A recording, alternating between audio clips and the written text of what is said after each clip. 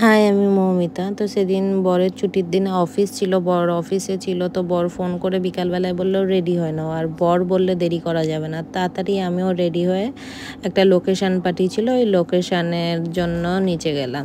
তো Uber book করেছিলাম, Uber এখনও আসেনি। তো বাইরে এত ওয়েদার গরম ছিল, আর ওখানকার গরমটা না ঠিক ঘাম, শুধু ঘাম হয়।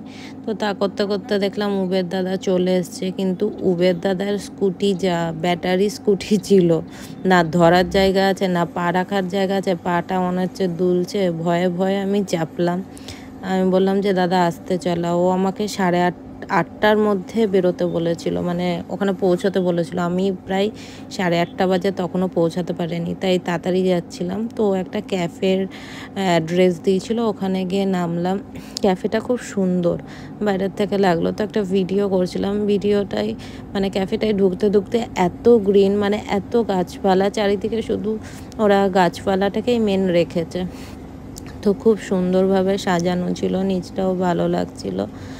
আর আমি তো ভাবছিলাম বসে আছে, এবার তো আমাকে দেবে। 8 ঘন্টা হয়ে গেছে, অফিস থেকে এসে আমার জন্য অপেক্ষা করছে। আমি বললাম বসো, আমি আসছি। তো উপরে গিয়েও দেখছি উনি ল্যাপটপ খুলে কাজ করছে। তো আমি চারিদিকে একটু ভিডিও করছিলাম। বেশ সুন্দর, চারিদিকে পুরো গাছ, ভিতরটা হচ্ছে এসি, বাইরেরটা রুফটপে ছিল। তো আমরা এসিতে বসিনি, বাইরেই বসেছিলাম। ও কিছু অর্ডার দিল, তো ও একটা কফি অর্ডার দিয়েছিল। আমি খেয়ে মনে হলো আমার বমি হয়ে যাবে, এত তিতো। তো আমি এটা অর্ডার করলাম।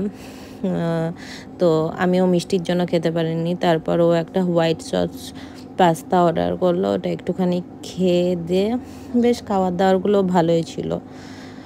তো বাইরের থেকে একটা ভিডিও করলাম, দেখো কত গাছপালা, খুব সুন্দর ক্যাফেটা। ভিতরে নানা রকম তোমার বিস্কুট এগুলো বিক্রি হচ্ছিল। ভিতরে অনেকজনেই বসেছিল, বাইরের রুফটপে আমরা বসেছিলাম। তো বেশ ভালো, তোমরাও এখানে যেতে পারো কলকাতায় গেলে। এটা বালিগঞ্জে ক্যাফে একটা।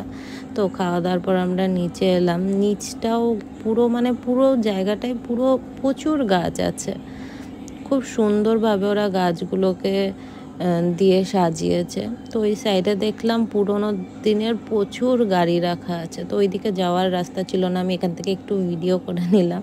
বেশ ভালো লাগছিল, অনেক পুরনো সব গাড়ি আছে। এগুলো ওই বিয়ের বুকিং হয় বোধহয়। তো বরকে দিয়ে একটু ফটো টটো তুলালাম।